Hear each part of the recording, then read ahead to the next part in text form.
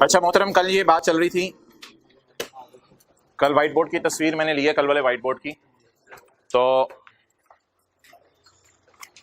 अपने रजिस्टर्स पे बेशक देख लें, वर्किंग नंबर 3 नजर आ रही होगी। वैसे कितना कमाया था? 1 लाख। टैक्स किस पे दिया? 94,000 पे। और अगले साल कितना कमाया? टैक्स किस पे दिया? 106। पहले हमने प्रॉफिट्स को सामने रख के सोचा था क्या करें, लेकिन फिर मैंने कहा था इस अप्रोच को बदल दें और सिंपल अप्रोच पे आ जाएं। सिंपल अप्रोच क्या है? अपने रजिस्टर पे देख लें अगर नजर नहीं आ रहा। वर्किंग 1 और वर्किंग 2, ये कैरिंग अमाउंट है पहले साल के एंड पे 18,000 और ये 12,000 टैक्स बेस है पहले साल के एंड पे। क्लियर? इनको हम एक वर्किंग में लेके गए थे। ओहो, वर्किंग की तस्वीर में लेना भूल गया। इनको हम एक वर्किंग में लेके गए थे और उस वर्किंग के अंदर हमने क्या लिखा था? Defer tax liability slash asset, defer tax liability as on 31 December 15। और यहां हमने लिखा था property plant and equipment, carrying amount और टैक्स बेस। अच्छा जी, अब आप मुझे ये बताएं मोहतरम, इधर उधर देखे बगैर, कि पहले साल के एंड पे अकाउंटिंग वालों की WDB क्या आ रही थी और टैक्स वालों की WDB 12,000। अच्छा जी, अब हमने लेना है डिफरेंस और कैलकुलेट करना है टैक्स। FR2 की क्लास हो रही है भाई। अच्छा हाँ, अच्छा अब हमने दोनों का लेना है डिफरेंस। तो डिफरेंस के साथ देखना पड़ेगा कि ये टैक्सेबल है या डिडक्टेबल है। अबू बकर इनसे पूछ लें, क्लास के एंड पे आप देख लीजिएगा। अच्छा, अब डिफरेंस के साथ देखना पड़ेगा ये टैक्सेबल है या डिडक्टेबल। अब जरा आपने सवाल मेरा गौर से सुनना है। कल का लेक्चर आपने नहीं लिया? अच्छा, अब आपने सवाल जरा गौर से सुनना है। फ्यूचर में अकाउंटिंग वाले कितना डिप्रिशिएट करेंगे? बोलो बोलो बोलो, अकाउंटिंग वाले कितना डिप्रिशिएट करेंगे? 12। मुझे आवाज आ रही है। फ्यूचर में अकाउंटिंग वाले कितना डिप्रिशिएट करेंगे? 18,000। और फ्यूचर में टैक्स वाले कितना डिप्रिशिएट करेंगे? 12,000। फ्यूचर से हमारा अगला साल नहीं हो सकता, अगले कई साल हों, लेकिन हमारे सवाल में शायद अगला साल ही बन रहा था। अब अगर फ्यूचर में अकाउंटिंग वाले 18,000 डिप्रिशिएट करेंगे तो अकाउंटिंग डिप्रिसिएशन बढ़ जाएगी फ्यूचर की। फ्यूचर में अकाउंटिंग डिप्रिसिएशन बढ़ जाएगी और फ्यूचर में टैक्स डिप्रिसिएशन कम हो जाएगी। तो जब अकाउंटिंग डिप्रिसिएशन ज्यादा होगी तो करंट टैक्स की वर्किंग जहन में लाएं, ऐड वाली फिगर ज्यादा होगी। जब ऐड वाली फिगर ज्यादा होगी तो अकाउंटिंग प्रॉफिट की बात नहीं कर रहा, टैक्सेबल प्रॉफिट बढ़ जाएंगे।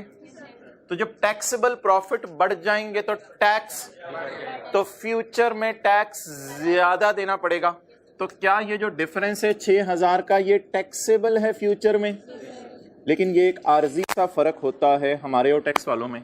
आर्जी सा फर्क इसको इसलिए कहा था कि दूसरे साल के एंड पे आपको पता है दोनों की BV 0 आ गई थी, दोनों की कैरी डाउन 0 आ गए थे। अच्छा, अब फ्यूचर में जब इस पे टैक्स देना है तो आज अपने आप को इसके लिए क्या फील करें? लायबल। तो इसलिए इस लायबिलिटी का नाम क्या रखा था? डेफर करके टैक्स देने की लायबिलिटी।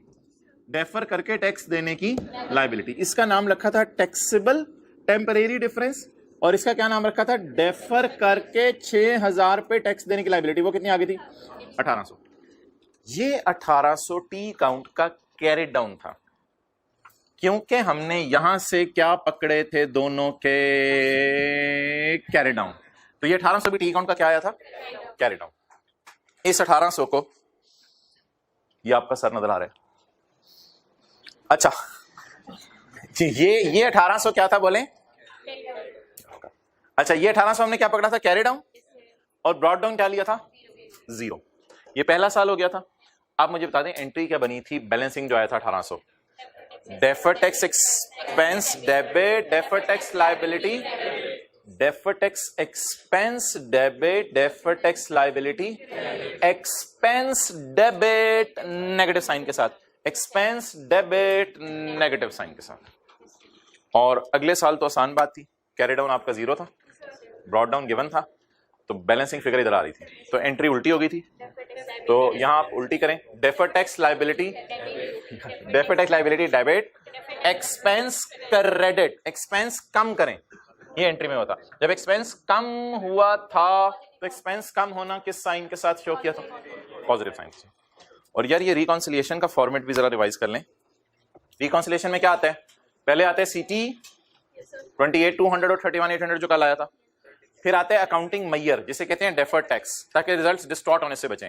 वो नेगेटिव 1800, पॉजिटिव 1800, ये आ गया था 30,000। इसके बाद वहीं से रोने की बातें आ रही थी P&L से कि 1 लाख कह रहा था मुझे भी ले जाओ। फिर सवाल से रोने की बातें आ रही थी कि टैक्स रेट कह रहा था मुझे भी ले जाओ। फिर एक बच्चा आया था क्लास के अंदर, सामने वाली रो में ऐनक लगा के बैठता है, उस बच्चे ने यहाँ पे रख दिया था हाथ, और यहाँ पे हाथ रख दिया था, और हमने कहा था कैलकुलेटर पे हम चेक करते हैं क्या जवाब आ रहा है। जो कैलकुलेटर पे जवाब आया था उसकी दूर दूर से लोग ज़ियारत करने आए थे इससे कंपेयर करने, और ये रिकॉन्सिलिएशन क्या कर गई थी, मैच कर गई थी। वो कितने कोने पे जो भाई बैठते हैं, नहीं आया, बहुत हिम्मत चाहिए होती है छुट्टी करने के लिए। मेरे आप जैसे लोगों का काम नहीं है छुट्टी करना, दूर दूर से लोग आते हैं ये छुट्टियां करने वाले। ओके, नहीं होती, जिनसे छुट्टी नहीं होती उनसे इतवार को भी नहीं होती छुट्टी तो हो ही नहीं सकती। इतवार को परेशान बैठे होते हैं लोग घर में, क्या वो अब्बू क्लास नहीं है आज, अब्बू पता नहीं मुझे क्या ऐसे उल्टी। अच्छा सॉरी, अच्छा जी अगले सफ़े पे आने से पहले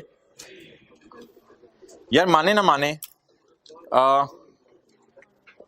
ये जरा इससे तस्वीर खींचे। मैं सोच रहा हूँ आज ही कोई टाइम निकला है, कोई आधा पौना घंटा जोहर के बाद, तो ये एमसीक्यूज डिस्कस कर लें, और जो इस एमसीक्यू की डिस्कशन IFRS 16 की ना ले सकें वो फिर इसको यूट्यूब के ऊपर देख लेंगे। क्योंकि IFRS 16 के एमसीक्यूज हैं, अगर आज आपको अभी मैं जरा पूछा देखता हूँ आज कोई टाइम बनता है या नहीं बनता। ये IFRS 16 के एमसीक्यूज के नंबर हैं, इनकी जरा तस्वीर खींच लें, सबक कर जाए, बस कुछ भी नहीं, बात करेंगे फिलहाल कल भी होगी, फिलहाल सिर्फ तस्वीर खींच लें, सारी बातें इंशाल्लाह एंड पे करेंगे। ओके, तो ये ऑनलाइन वालों के लिए मैं होमवर्क में भी डाल दूंगा। किसके एमसीक्यूज हैं ये IFRS 16 के, ये देखेंगे हमने कब डिस्कस करने हैं। ओके, वापस आ जाएं जिते दी। अच्छा यार ये ना सवाल आपने अब प्लीज शर्माना नहीं है कि यार मेरी लीज चल रही थी और एक सादा सा सवाल आया था वो मेरे से नहीं हुआ।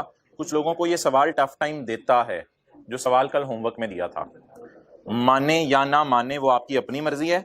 कुछ लोगों को टफ टाइम दिया था, जरा हाथ खड़ा करें, लोगों को टफ टाइम दिया था जनरल एंट्रीज करते हुए, कुछ नहीं दिया था।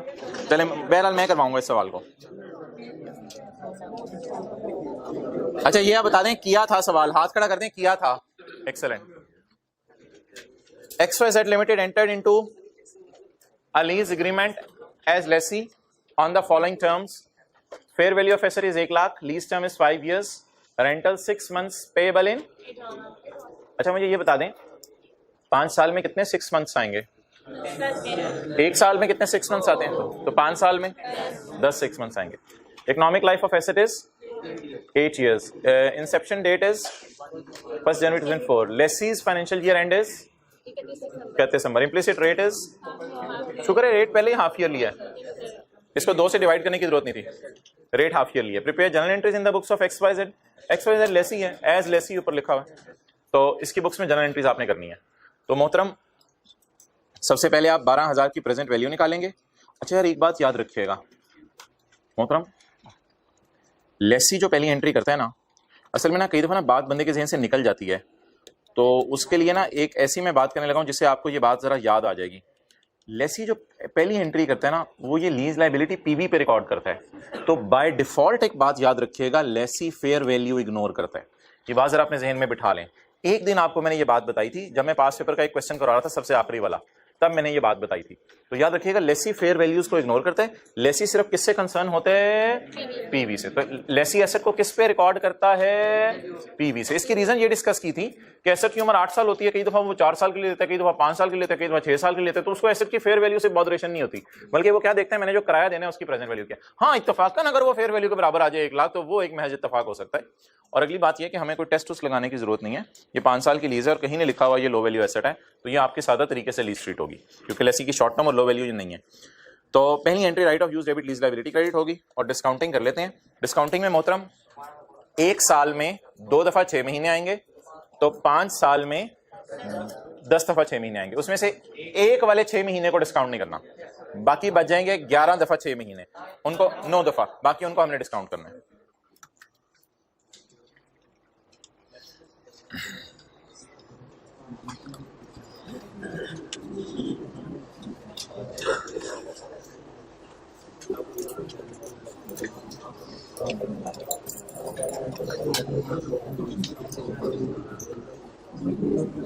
जी रात present value of lease payments 12,000 वो अकेला वाला पहला, इसे डिस्काउंट नहीं करना, बाकी 12,009 बचे, नंबर ऑफ 12,009 बच गए, 99804, ये नहीं बराबर उस 1 लाख के, कोई मसला नहीं। लेसी को फेयर वैल्यू से कंसर्न नहीं होता, फेयर वैल्यू 1 लाख थी, फेयर वैल्यू से कंसर्न नहीं होता, लेसी प्रेजेंट वैल्यू पर रिकॉर्ड करता है। अच्छा जी अब 2004 में अगर लीज शुरू हो रही है तो 31 दिसंबर 4 का कैलेंडर अगर जहन में लाएं तो 1 जनवरी 4, 1 जुलाई 4, ये पहले साल की किस्तें हैं।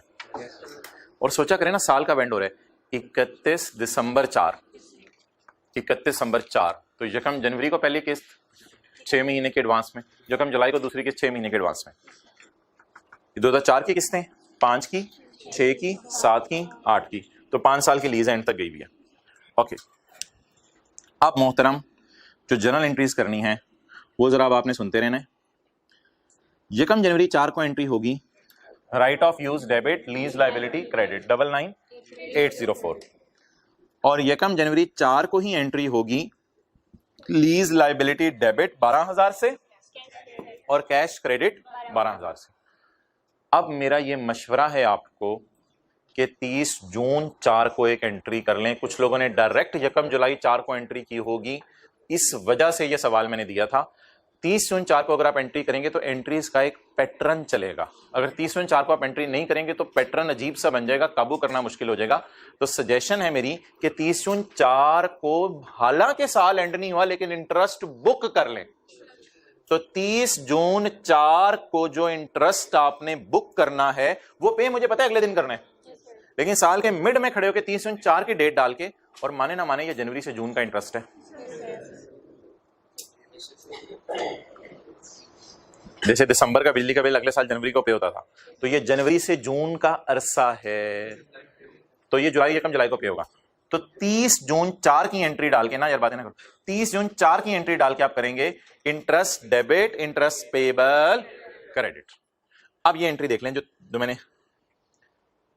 पहली, right of use debit lease liability credit किस दिन, फिर 1 जनवरी 4 को लीज लाइबिलिटी डेबिट बैंक। ये मैं कह रहा था इंटरेस्ट बुक करने की एंट्री कर लें, interest debit, interest payable, credit. अब जब 1 जुलाई 4 की तारीख आएगी ना, तो 1 जुलाई 4 को आप एंट्री करेंगे मोहतरम cash credit, lease liability debit, interest payable debit. ये 1 जुलाई 4 को एंट्री बन जाएगी।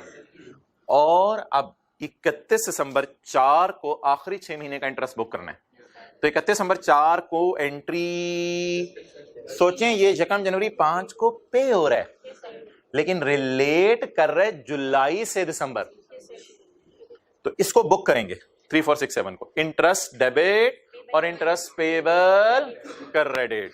ये बुक करने की एंट्री हो गई। तो मोहतरम ये अगली एंट्री होगी हमारे साल में, एक तो ये बुक कराए वाली होगी ना 1 जुलाई को, फिर ये अगली एंट्री 31/12/4 को इंटरेस्ट बुक करने वाली एंट्री। तो इंटरेस्ट बुक करने वाली एंट्रीज का पैटर्न एक रहेगा। अच्छा, कितने बच्चों ने घर में इन दोनों एंट्रीज को इकट्ठा कर दिया था? ये दोनों एंट्रीज इकट्ठी कर दी थी, बेहतर नहीं है 6 महीने के एंड पे बुक करके फिर कर लो, क्योंकि 12 महीने के एंड पे भी तो बुक करना है, तो जरा देखने में सही लगेगा, कोई खास कंसिस्टेंसी आ जाएगी ना एक तरह की। 6 महीने के एंड पे भी बुक किया है, फिर 12 महीने के एंड पे भी बुक किया है, इस वजह से कह रहा हूं। बात तो आपकी ठीक है, लेकिन जरा पैटर्न कंसिस्टेंट हो जाएगा। और डेप्रिसिएशन एक ही दफा साल में रिकॉर्ड कीजिएगा, डेप्रिसिएशन डेबिट, अकमुलेटेड डेप्रिसिएशन क्रेडिट। तो भाई मोहतरम इट नीड्स प्रैक्टिस, एक दफा और आपने इसकी प्रैक्टिस करनी है घर में, चाहे ज़बानी एंट्रीज करें जैसे मर्जी है, शेड्यूल खोल के सामने एंट्रीज करनी है। लेकिन बात यहाँ नहीं रुकेगी, P&L के ऊपर डिस्कशन करेंगे हम और बैलेंस शीट के ऊपर डिस्कशन करेंगे। अच्छा, उसका स्केड्यूल पूरा बनाने की जरूरत नहीं है। अच्छा, अब हम P&L के ऊपर डिस्कशन करेंगे और बैलेंस शीट के ऊपर डिस्कशन करेंगे। अच्छा यार, एक बात याद रखिएगा, P&L बनाते हुए आपने कोई लाइन वगैरह नहीं लगानी होती। P&L बनाते हुए कोई लाइन वगैरह नहीं लगानी होती। मैं आपको डेप्रिसिएशन वगैरह को छोड़ें, वो आप खुद कर लेंगे। मैं आपको P&L में इंटरेस्ट शो करने लगा हूं 31/12/4 का और 31/12/5 का, और without going into the table, welcome, without going into the table में जाए बगैर हम जरा प्लान कर लेते हैं कि हमें 2004 का इंटरेस्ट कहां से मिलेगा। टेबल में मत देखें, गलत बोला है, पहले से मैं प्लान कर लेता हूं। अब जरा मेरी बातें गौर से सुननी है। अगर सवाल होता एनुअल एरियर का, तो किस्त ए की पे होती 31/12/4 को, एक मिनट, किस्त ए की पे होती 31/12/4 को। अगर सवाल होता एनुअल एरियर का, तो किस्त ए की दफा पे होती 31/12/4 को। 31/12/4 की तारीख के सामने इंटरेस्ट आ रहा होता, वो उठा के एज इट इज लिख लेते। अगर सवाल होता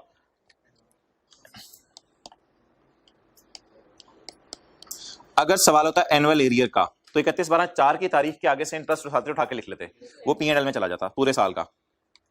अगर सवाल होता सेमी एनुअल एरियर का, सेमी एनुअल एरियर, तो 6 महीने का इंटरेस्ट 30 जून की तारीख से उठाते और 6 महीने का इंटरेस्ट 31/12 की तारीख से उठाते। 30 जून और 31/12 की तारीख से उठा के जमा करते, वो था पूरे साल का इंटरेस्ट जो जाना था P&L में। अगर सवाल होता सेमी एनुअल एरियर का, हमारा सवाल जो है वो सेमी एनुअल एडवांस का है, तो मोहतरम उसमें पहला इंटरेस्ट इन 6 महीने का 1 जुलाई को नजर आएगा और इस 6 महीने का इंटरेस्ट 1 जनवरी 5 को नजर आएगा, क्योंकि ये सवाल कौन सा है, एडवांस। हाँ, मैंने माना किस्त इधर पे हो रही है, किस्त इधर पे होने से फर्क नहीं पड़ता। मैं अभी ये समझाना चाह रहा हूं इंटरेस्ट किस दिन के डेट से उठाना है। मुझे पता है किस्त इधर पे हो रही है, मैं किस्तें नहीं आपको शो करा कहां पे हो रही है, क्योंकि मुझे पता है पहली किस्त में तो इंटरेस्ट वैसे ही नहीं है, पहली किस्त में तो इंटरेस्ट होता ही नहीं ना, क्योंकि वो उसी वक्त पे कर दिया।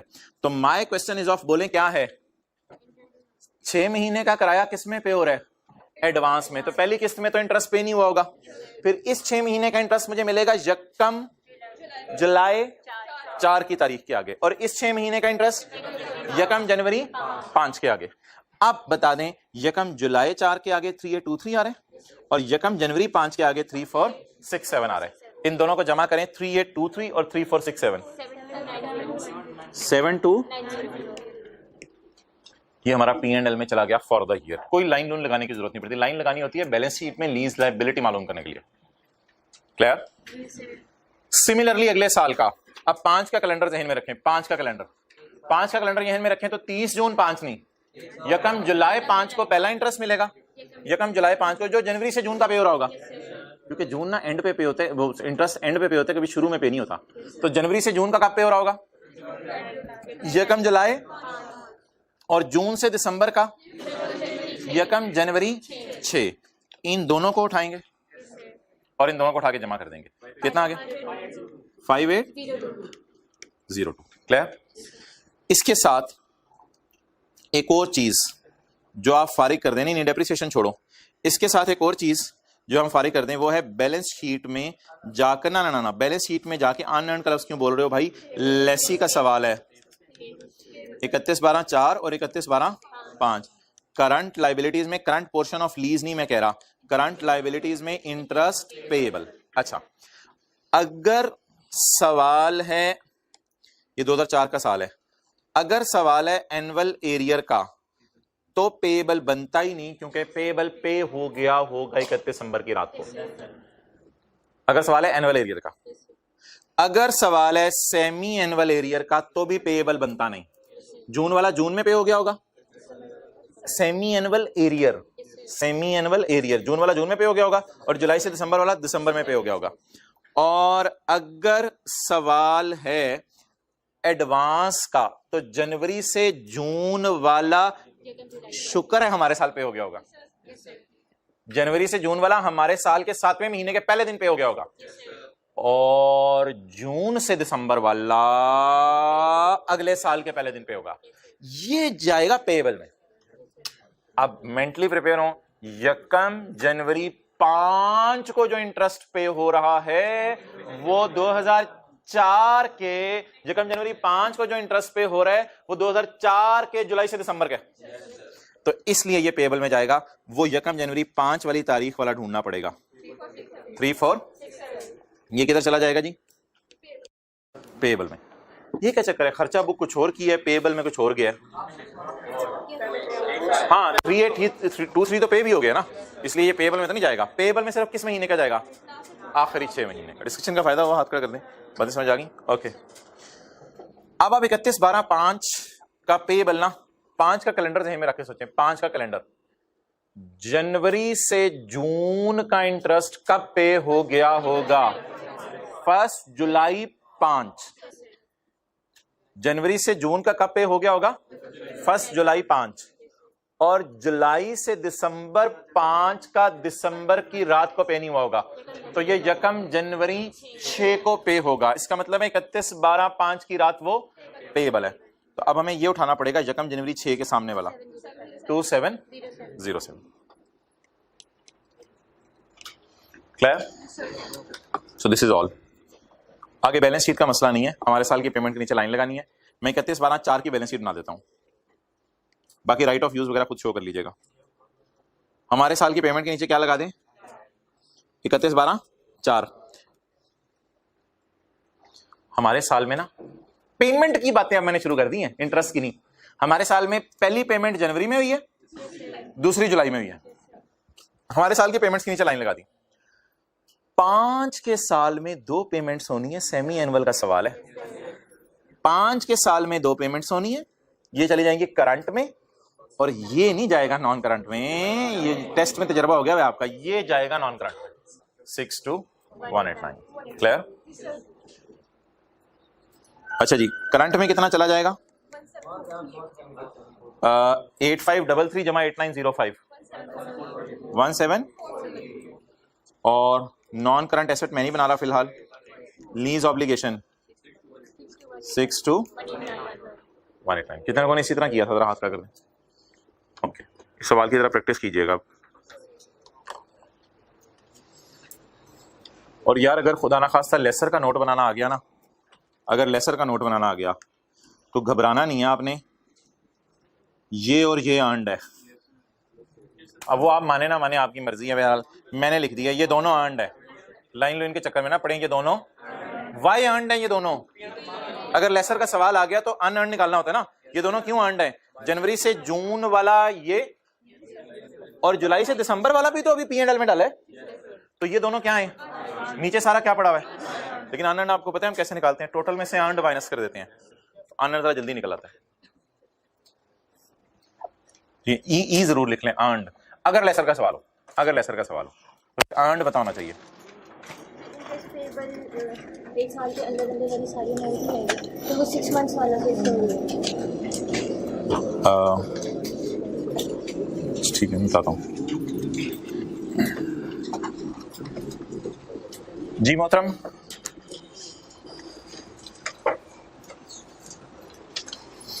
एक सवाल आया है, ये इधर आप सुनिएगा क्वेश्चन। सवाल ये है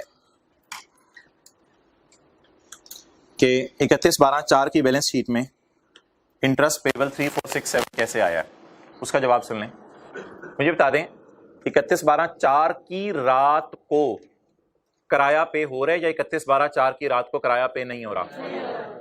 तो बता दें जो जुलाई 2004 से दिसंबर 2004 का इंटरेस्ट है वो 31/12/4 की रात को पे होगा या यकम जनवरी 5 की सुबह? तो जो बिजली में जुलाई 2004, ऐसी बात करो, जो बिजली में जुलाई 2004 से दिसंबर 2004 तक इस्तेमाल करूं और मुझे वापडा का बिल ना आए तो जनवरी के पहले दिन इकट्ठा ही मैं जाके पे कर सकता हूं। पेबल में क्या नजर आएगा 31/4 की बैलेंस शीट में कि तुमने जुलाई से दिसंबर बिजली इस्तेमाल किया लेकिन 6 महीने से बिल नहीं दिया। क्लियर होगी? तो 6 महीने का पेबल नजर आएगा। तो 31/4 को सिर्फ 6 महीने का पेबल ही नजर आ सकता है। उसके बाद अगले साल जनवरी में जब बिजली इस्तेमाल करना शुरू करूंगा वो फिर अगले साल की कहानी है। तो ये बात है कि इसमें सिर्फ 3467 जाएगा। रिलेट कर रहे हैं ना उस 6 महीने से। तो बता दें जी 2004 में इस पहले 6 महीने का इंटरेस्ट का पे हो गया, फिर अगले 6 महीने दोबारा लीज एसेट इस्तेमाल किया तो इस 6 महीने का इंटरेस्ट का पे होगा। अगले इंटरेस्ट की हमें फिक्र करने की जरूरत नहीं है, वो जब वक्त गुजरेगा तो इंटरेस्ट रिकॉर्ड होते हैं, उसका इनसे कोई ताल्लुक नहीं है। तो सिर्फ इस 6 महीने का पेएबल था जो यकम जनवरी 5 की तारीख को नजर आ रहा था। ओवर।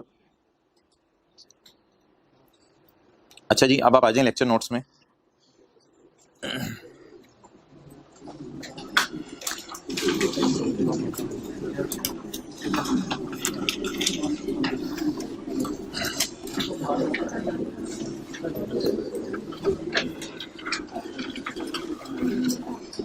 क्वेश्चन 5 है पेज 738 पे।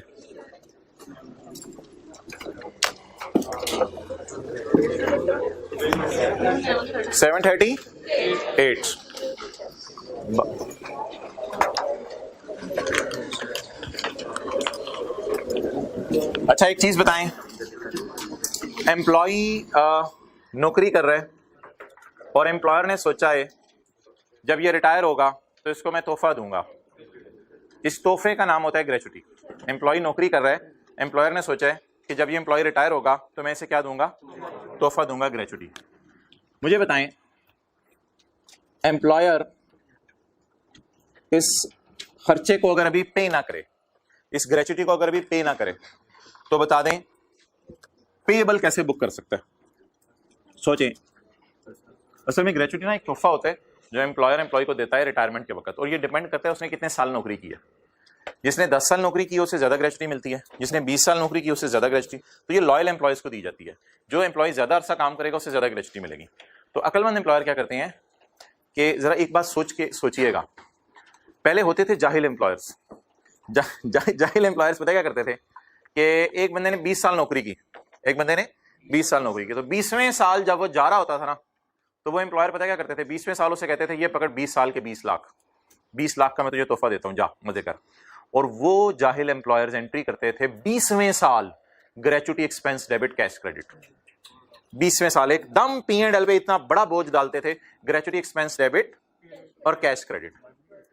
तो जब अकलमंद अकाउंटेंट्स आए तो उन्होंने कहा मोहतरम, ये आप उसको 20 साल नौकरी करने की वजह से पे कर रहे हो, तो इसको बुक करते रहो साथ साथ हर साल। पहले साल थोड़ा सा बुक कर लो, थोड़ा सा दूसरे साल बुक कर लो, थोड़ा सा तीसरे साल बुक कर लो। तो जिन अकाउंटेंट्स को अकाउंटिंग नहीं आती थी वो क्या करते थे, 20 साल एम्प्लॉय नौकरी करता रहता था, उसको तनख्वाह देते रहते थे, लेकिन तोहफा सोचते भी नहीं थे कि तोहफा भी देना है। जब 20वें साल के एंड पे तोहफा देना पड़ता था तो फौरन 20वें साल के P&L में डालते थे gratuity expense 20 lakh debit cash credit. तो ये मैचिंग तो नहीं है ना फिर, 20 साल नौकरी की और नौकरी का तोहफा एंड पे दिया, तोहफे को आखिरी साल में डाल दिया। तो आजकल ये चल रहा है अकाउंटिंग में कि आप मैच करें, जैसे जैसे वो नौकरी कर रहे हैं वैसे वैसे पेएबल बुक करते रहे, वैसे वैसे पेएबल बुक करते रहे, वैसे वैसे पेएबल बुक करते रहे, फिर जब एम्प्लॉय रिटायर हो उसको पेमेंट करते हैं। और अगर एक बड़ी ऑर्गेनाइजेशन की बात करें तो फिर तो एक कंट्रोल अकाउंट सा बन जाता है ग्रेचुटी का, जिसमें सारे एम्प्लॉयज के पेएबल आ रहे होते हैं। उसमें से फिर कोई 4 एम्प्लॉयज इस साल छोड़ के जा रहे होंगे, कुछ 6 एम्प्लॉयज अगले साल छोड़ के जा रहे होंगे, आहिस्ता आहिस्ता पेएबल खत्म होता रहेगा। पहले बताएं पेएबल बुक करने की एंट्री आपके जहन में क्या आ रही है? ग्रेचुटी एक्सपेंस डेबिट और gratuity payable credit. Gratuity payable credit. अच्छा, ये जो ग्रेचुटी पेएबल है ना, ये फिर कभी ना कभी पे भी होगी, कभी ना कभी पे भी होगी। बताएं पे की क्या एंट्री होगी? फर्ज करें हमने सोचा कि जी हमने 15 मिलियन देना है 10 लोगों को, उनमें से एक बंदा छोड़ के चला गया जिसे 1 मिलियन देना था, एक बंदा छोड़ के चला गया। ग्रेचुटी पेएबल डेबिट और कैश क्रेडिट। तो ग्रेचुटी बुक करने की एंट्री वही है जो बिजली का बिल बुक करने की एंट्री है, और ग्रेचुटी पे करने की वही एंट्री है जो बिजली का बिल पे करने की एंट्री है। जी, ग्रेचुटी बुक करने की एंट्री जो बिजली का बिल पे करने की एंट्री है, electricity expense debit, electricity payable, और बिजली का बिल पे करने की एंट्री इंट्रो में पेएबल डेबिट। मोबाइल यूज कर रहे हैं ना? अच्छा, तो gratuity payable debit cash credit. Book करने की एंट्री ये होगी और पे करने की एंट्री ये होगी। क्वेश्चन की तरफ आए। हाँ नहीं, ये बुक मैंने 15 हर एम्प्लॉय का अलग अलग किया था। ये उस एम्प्लॉय का नहीं था, ये कई एम्प्लॉयज का इकट्ठा था। एक एम्प्लॉय का सारा नहीं है ये 15, ये सारे बिजनेस के जितने एम्प्लॉयज थे उनका हमने बुक किया, उनमें से एक चला गया। हाँ, एक ग्रेचुटी पेएबल अकाउंट बनेगा, ये सिंपल सा क्रेडिटर की तरह लगेगा आपको, अभी मैं बनाऊंगा। तो in 2021 a company started its business. Page जी कौन सा पेज है? Page 738। In 2021 a company started its business. At the end of 2021 company ने अंदाजा लगाया है कि मुझे 20,000 के तोहफे देने पड़ेंगे। विल बी पेड टू, अगर कोई एम्प्लॉय चला जाता है तो मैं उसे 20,000 के तोहफे दूंगा। इन 2022 उसमें से हो सकते चले गए एम्प्लॉयज और 20,000 पूरे के पूरे उनको देने पड़ गए। तो अभी हमने एग्जांपल सिंपल रखी है कि पहले साल हमने सोचा था एम्प्लॉय छोड़ के जाएगा तो 20,000 देंगे, और अगले साल वो छोड़ के भी चला गया। जैसे डेप्रिसिएशन में कल हमने अजीब से काम किया था, ऐसा खरीदा था अगले साल फुली डेप्रिशिएट हो गया था, ताकि कॉन्सेप्ट जरा समझ आ जाए। तो कॉन्सेप्ट समझने के लिए हमने एग्जाम्पल थोड़ी सी ऐसी रखी है कि एम्प्लॉय लॉयल नहीं निकला इतना, 1 साल नौकरी की और अगले साल चला गया। तो 1 साल नौकरी की तो हमने क्या सोचा उसे कितना देंगे? ये 20,000 पहले साल बुक होगा, और पे किस साल होगा? अगले साल, जब वो छोड़ के चला जाएगा। अब एक लाइन मैंने मिटाई भी है यहाँ पे जो आपकी बुक में अवेलेबल है, वो भी पढ़ने की जरूरत नहीं है। Assume profit for both the years is 2021 का प्रॉफिट भी कितना है? 1 लाख, और 2022 का प्रॉफिट भी कितना है, और टैक्स रेट कितना है? 40%। तो सवाल की रिक्वायरमेंट कल वाली है, प्रिपेयर करनी है आपने स्टेटमेंट ऑफ कॉम्प्रिहेंसिव इनकम। हमारे भाई ने पूछा था कि वो छोटा सा सवाल आधे घंटे में कैसे होगा, तो ये सवाल भी घंटे में होगा। तो मजे का सवाल है। अच्छा, लेकिन बहरहाल हम इस सवाल को जो है वो आज डिटेल में नहीं करेंगे, पास पेपर्स के सवालों की तरफ हम मूव करेंगे। इस सवाल का सिर्फ एक साल में आपको बनवा के आगे चलूंगा। सिर्फ पहला साल हम करेंगे सवाल का। Sir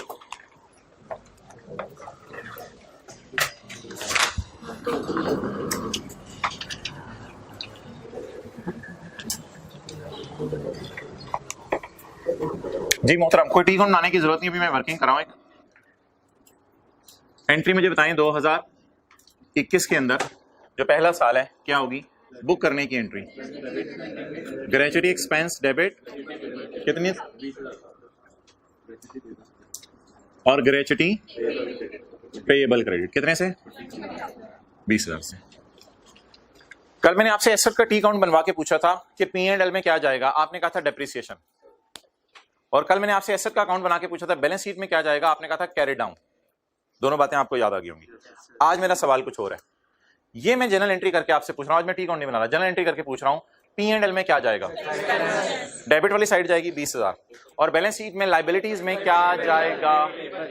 payable. कितना पेएबल जाएगा? 20,000। तो पहले चीज की अकाउंटिंग सीखा करेंगे, फिर टैक्स वाली किताब देखा करेंगे। तो अभी मेरी जो डिस्कशन सिर्फ चल रही है, वो पता नहीं किताबें कहां चली गई हैं। अभी जो मेरी डिस्कशन चल रही है वो डिस्कशन सही किताब उठाओ, सही किताब उठा के दो, अब सही किताब उठा के दो, सही किताब उठा के दो। अभी मेरी जो डिस्कशन चल रही है वो इस किताब वाली चल रही है। पहले हम ग्रेचुटी बुक करेंगे, पहले हम ग्रेचुटी। तो ये दुनिया के स्टैंडर्ड्स क्या कहते हैं? जब एम्प्लॉय ने नौकरी कर ली, चाहे रिटायर हुआ या कुछ ना कुछ खर्चा बुक कर लो। तो बता दें एज पर अकाउंटिंग रूल्स हमने क्या एंट्री की? ग्रेचुटी एक्सपेंस डेबिट और ग्रेचुटी पेएबल क्रेडिट। तो ये किन रूल्स के मुताबिक जनरल एंट्रीज में कर रहा हूं? IFRS के रूल्स के मुताबिक। क्लियर? चलें जी, अब आप हजरात मुझे इस बुनियाद के ऊपर करंट टैक्स की वर्किंग करवा दें। करंट टैक्स की वर्किंग,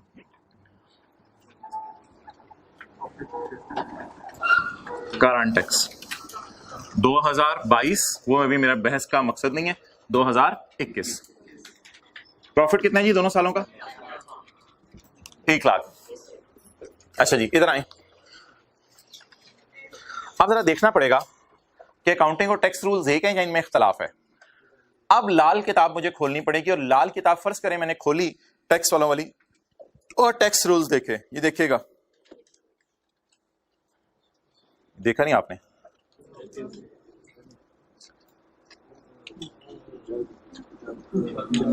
देख लें जल्दी से, फिर मैंने गायब कर देने। अंडर द टैक्स लॉज, टैक्स कानून क्या कहता है? Gratuity is allowed on. ये लोग कहते हैं यार बुक ना किया करो खर्चे। लाल किताब कहती है बुक ना करो खर्चे।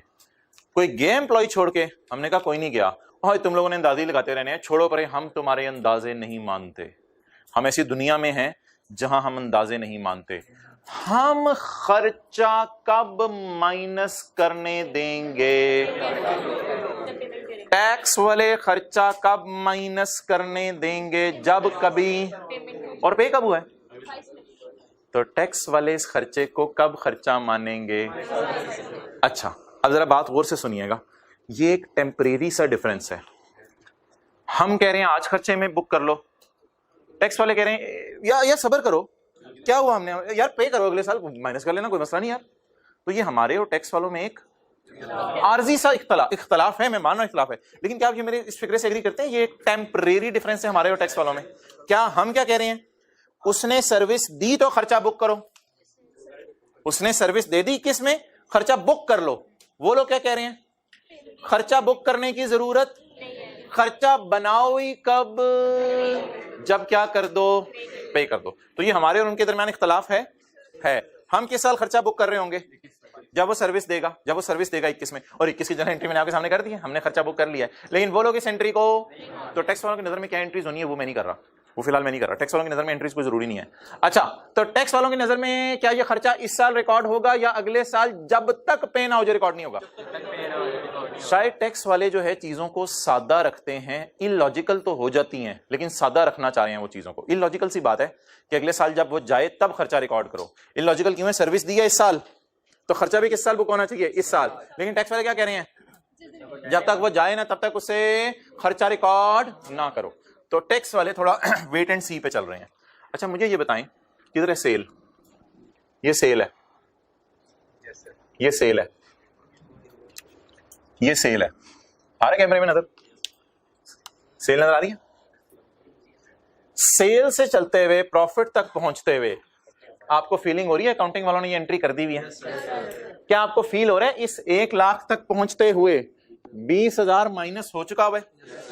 अकाउंटिंग वालों ने ये 20,000 माइनस किया हुआ है, टैक्स वालों ने इस 20,000 पे उंगली रखी होगी। सेल से चल रहे हैं हम, टैक्स वालों ने इस 20,000 पे उंगली रख के कहा होगा अबे ये क्या रहे, हमने कहा होगा यार ये वो ना हमने अंदाजा लगाया। क्या के अंदाजे लगा रहे हो तुम लोग, कितने पैसे दे रहे हैं? अंदाजे अंदूजे कोई नहीं चलता इधर, बताओ गए हैं? नहीं गए नहीं।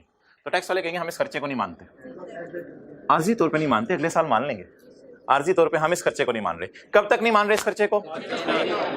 आप बता दें हम अकाउंटेंट्स ने प्रॉफिट तक पहुंचते हुए खर्चा डाल लिया, ये एंट्री अकाउंटिंग वाले रूल्स वाली मैंने आप सामने शो की हुई है, तो हमने खर्चा डाल लिया, बुक कर लिया।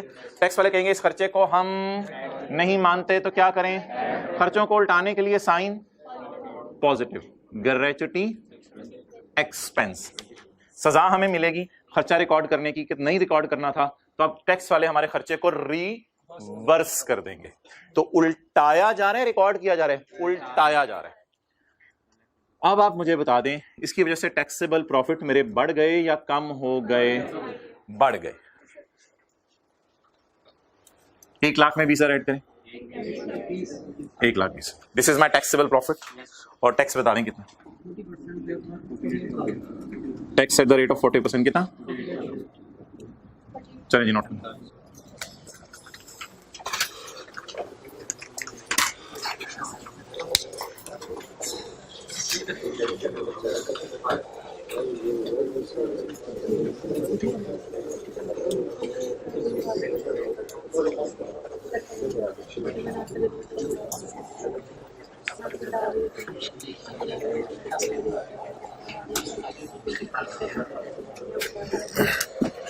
ओके जी हजरात,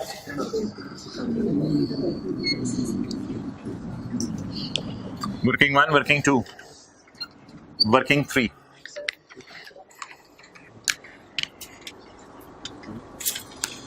डेफर टैक्स की कैलकुलेशन, डेफर टैक्स की कैलकुलेशन जो हमने कल भी की थी, as on 31 December 2021। Defer tax की कैलकुलेशन थोड़ी सी मैंने फिल इन द ब्लैंक्स बीच में छोड़ी है। डेफर टैक्स की calculation as on 31 December 2021। 4 column किसी को याद हो? कैरिंग अमाउंट, सीए को टीबी नहीं होगा अल्लाह करे, तो ये याद रह गया, सीए टीबी सीए हो जाएगा इंशाल्लाह। अच्छा जी, difference tax at the rate of 40%। Clear? अच्छा जी, आज बताएं जी हमारे अकाउंट जो जिसका मैं नाम ले रहा हूं वो कौन सा है जिसकी डिस्कशन चल रही है? एज ऑन का मतलब होता है बैलेंस शीट वाली चीज लिखें, तो इसका नाम मैं ग्रेच्युटी एक्सपेंस नहीं लिख सकता, gratuity payable. As on balance sheet की चीजों के लिए यूज होता है, तो क्या लफ्ज लिखूं? Gratuity payable. आप मुझे एज ऑन 31/12/21 अकाउंटिंग वालों की बैलेंस शीट में बता दें ग्रेच्युटी पेएबल कितना है? 20,000। व्हाट इज 2021 का पेएबल एज पर अकाउंटिंग रूल्स? 20,000। अच्छा मोहतरम, अब आपकी अटेंशन चाहिए थोड़ी सी। अगर दो भाई फरमाने सारी ले लें, अच्छा लेकिन अगर मैं 2021 के एंड पे खड़ा हूं और टैक्स वालों की नजर से सोच रहा हूं, तो बता दें पेएबल कितना है? पेएबल कितना है? सोचें सोचें सोचें। जीरो। एक्सेलेंट। पेएबल इसलिए जीरो है, सुने क्यों? अगर आप मुझे कहते हैं ना पेएबल टैक्स वालों की नजर में है, तो फिर आप कह रहे होंगे पेएबल क्रेडिट इनकी नजर में। फिर आप ध्यान रखें, देखना चाहिए। अच्छा थोड़ा पीछे हो जाओ। अगर आप कह रहे होंगे टैक्स वालों की नजर में, अगर आप कह रहे होंगे टैक्स वालों की नजर में पेएबल है, अगर आप कह रहे होंगे टैक्स वालों की नजर में पेएबल है, तो पेएबल क्रेडिट आप कर रहे होंगे। जो लोग कह रहे हैं ना पेएबल लिखें टैक्स वालों की नजर में 20,000, 31/12/21 की रात की बात कर रहा हूं, तो फिर आप पेएबल क्रेडिट कर रहे होंगे 20,000 से। फिर मैं आपसे सवाल पूछूंगा कि डेबिट भी तो कोई करें, डबल एंट्री तो पूरी करें। फिर जब आप डेबिट बोलेंगे तो डेबिट में आप खामोश हो जाएंगे क्योंकि आप खर्चा रिकॉर्ड कर नहीं सकते। खर्चा रिकॉर्ड करने से टैक्स लॉज ने मना किया है। इधर आजा जल्दी अबू बकर, देखी जाएगी। Gratuity expenses allowed on expenses allowed on payment. ऐसे तो नहीं लिखा हुआ expenses allowed when service is rendered. Expenses allowed on payment. अगर किसी के जहन में भी इधर आ रहा है कि ग्रेचुटी पेबल टैक्स वालों की नजर में भी 20,000 है, तो वो एंट्री करके देख ले, इंशाल्लाह समझ आ जाएगा। क्या मतलब? वो एंट्री करके देखे ग्रेचुटी पेबल क्रेडिट 20,000। अब डेबिट तो कुछ कर नहीं सकता। क्यों नहीं खर्चा डेबिट कर सकते? खर्चे को रोक दिया टैक्स वालों ने। कब तक रोक दिया? तो डबल एंट्री भी पूरी नहीं होगी। ये एक तरीका समझाने का कि इसका पेबल जीरो है टैक्स वालों की नजर में। दूसरा तरीका समझाने का कि टैक्स वालों की बैलेंस शीट में जीरो क्यों आएगा। मोहतरम, टैक्स वाले ऐसी दुनिया में आपको ले गए हैं जहां पर पेबल्स एग्जिस्ट नहीं करते। रीजन, टैक्स वाले कैश अकाउंटिंग फॉलो कर रहे हैं। टैक्स वाले क्या कर रहे हैं? इंट्रो की क्लास में जब एक्रूअल्स का टॉपिक पढ़ाया जाता था तो बताया जाता था बैलेंस शीट में पेबल्स भी आते हैं, रिसीवेबल्स भी आते हैं। टैक्स वाले एक्रूअल अकाउंटिंग को नहीं मान रहे। टैक्स वाले किस अकाउंटिंग को मान रहे हैं? कैश बेसिस को मान रहे हैं। और एक बात याद रखिएगा, ये कौन सी अकाउंटिंग होगी जी? कैश बेसिस वाली। इसके ऊपर लिखिए कैश अकाउंटिंग। इस लाइन का क्या मतलब है? टैक्स वाले कौन सी अकाउंटिंग मान रहे हैं? Cash accounting. अच्छा यार, एक बात याद रखिएगा, ये अल्फाज ना, एक्रूअल अकाउंटिंग जो होती है ना, एक्रूअल अकाउंटिंग, वो हम अकाउंटिंग वाले करते हैं। एक्रूअल अकाउंटिंग, एक्रूअल अकाउंटिंग में ना 4 लफ्ज बोले जाते हैं। ये सारी बातें आपसे लीज में होगी नहीं है किसी और नाम से। एक्रूअल अकाउंटिंग में 4 लफ्ज बोले जाते हैं।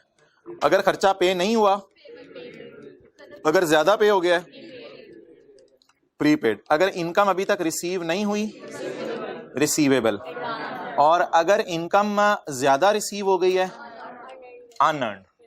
ये 4 अल्फाज इस्तेमाल करते हैं एक्रूअल अकाउंटिंग में। और मेरे भाई, जिस दुनिया में आप चले जाएं, आज के बाद ना हम यूज करेंगे टैक्स वाले हमें चांद पे ले गए हैं।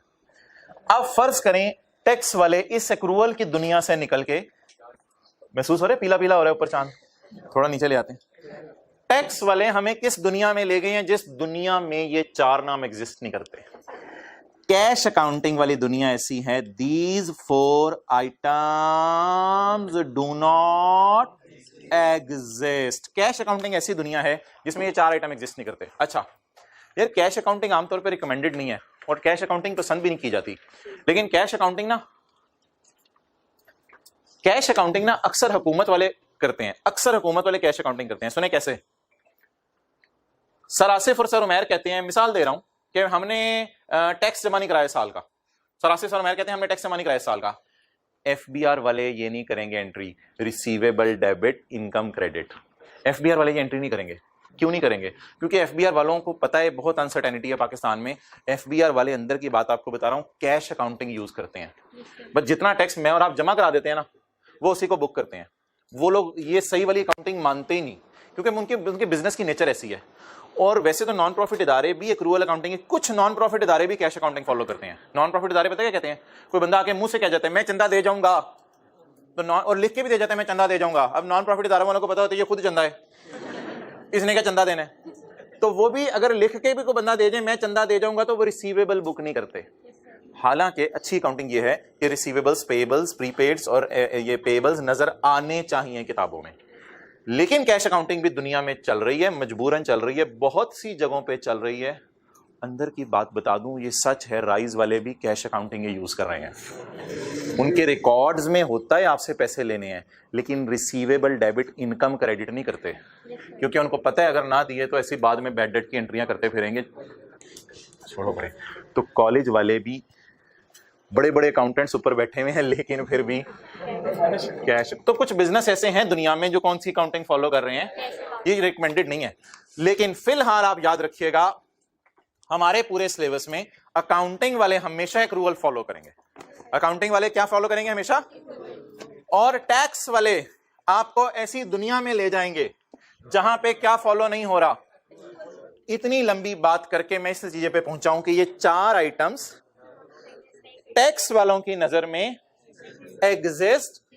अगर ये चार चीजें टैक्स वालों की दुनिया में एग्जिस्ट ही नहीं करती तो क्या तुक है पेएबल लिखने की? तो टैक्स वालों की नजर में जब एक्रूअल अकाउंटिंग ही नहीं तो पेएबल काहे के? तो इसलिए पेएबल हम शो नहीं करें। बता दीजिए अब अकाउंटिंग वालों की नजर में पेएबल बुक होगा? टैक्स वालों की नजर कल जो है ना पेएबल बुक होगा, बिल्कुल हुआ है। और टैक्स वालों की नजर में पेएबल आएगा नजर, क्योंकि वो किस दुनिया में ले गए आपको?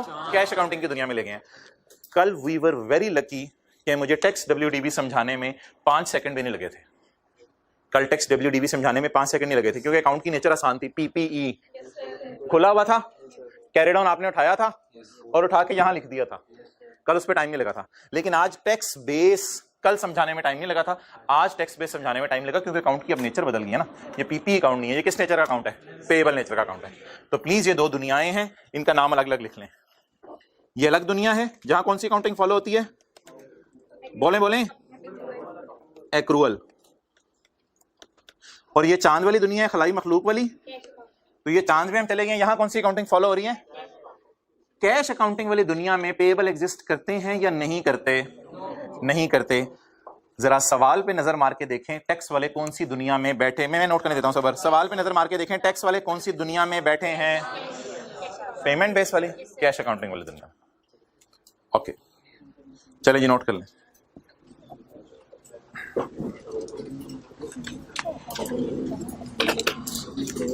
That's why tax base of gratuity payable, बोलें that's why tax base of gratuity payable is 0। वैसे भी पेएबल बुक नहीं हो सकता ना, वरना खर्चा डेबिट करना पड़ेगा। Tax base of gratuity payable is 0। Tax base क्या होती है? टैक्स वालों की बैलेंस शीट।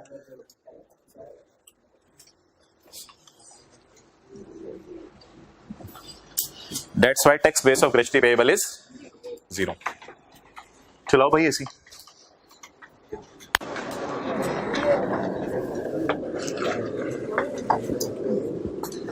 लाइट ऑफ करो।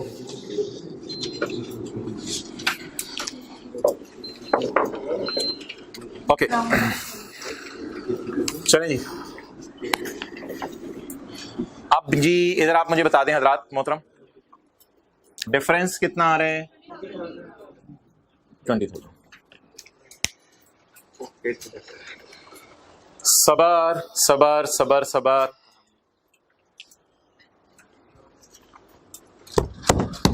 पहले कल वाले तरीके से बताऊंगा। इधर लाख लिखा हुआ था, इधर 94 लिखा हुआ था। पहले कल वाले तरीके से बताऊंगा, लेकिन ये तरीका मैंने आपको बता दिया वह फेल है। तरीका ये वाला नया आ गया है, तो इसी तरीके पे चलेंगे, लेकिन पहले कल वाले तरीके से। 100 सवाल होमवर्क में मिले, हमारा शहजादा 120 कर लिए। आज तो गेम उल्टी हो गई। कल क्या हुआ था? कल 100 सवाल होमवर्क में मिले थे और 94 करके सोया था और लाइबल फील करके सोया था। मुझे डर लग रहा है आज डेफर्ड टैक्स एसेट ना बन जाए। कल क्या बनी थी? Deferred tax liability. सोचे कल 100 सवाल मिले थे, कितने करके सोया था? तो 94 करके सोया था। तो सोचते हुए सो गया कि 6 कल और करने पड़ेंगे, और कल 100 फिर अगले दिन भी मिल गए थे तो 106 करने पड़े थे। और कुछ बच्चे होते हैं जो आगे का भी पढ़ रहे होते हैं, कुछ आगे का भी पढ़े होते हैं। एग्रीकल्चर भी शुरू कर दिया उन्होंने पढ़ना। हैं बच्चे क्लास में ही हैं, पता नहीं कहाँ हैं। अच्छा, कितने मिले? 100। कितने मिले सवाल होमवर्क में? कितने करके सो गया? क्या अब ये अपने आप को एक राइट नहीं अपने आप को महसूस करेगा कि राइट टू सेव टाइम? कल मैं टाइम सेव कर लूंगा 20 सवालों का। एंटाइटल्ड समझ के सोएगा अपने आप को या लायबल समझ के? क्या हक अगले दिन इसे अवेलेबल होगा? लोग टाइम लगा रहे होंगे, ये टाइम 20 सवालों का बचा रहा होगा। अच्छा, टैक्स पॉइंट ऑफ व्यू से बात करें। इमरान खान ने, फर्ज करें हमने कितने प्रॉफिट बुक किए? 100 पे। हमने कितने प्रॉफिट बुक किए? हम अकाउंटेंट्स हैं ना, हमने कितने प्रॉफिट्स बुक किए? 100। और इमरान खान शहजादे ने किस पे टैक्स मांग लिया? हम कहेंगे इंशाल्लाह देखिए सही, अगले सालों में ना मैं जरूर कम टैक्स दूंगा। अभी तो ले ले, मेरे से ज्यादा लेना है। तुम लोगों ने टैक्स लॉ ही ऐसे बनाया कि मुझे नुकसान हो गया। टैक्स लॉ को हम चेंज नहीं कर सकते।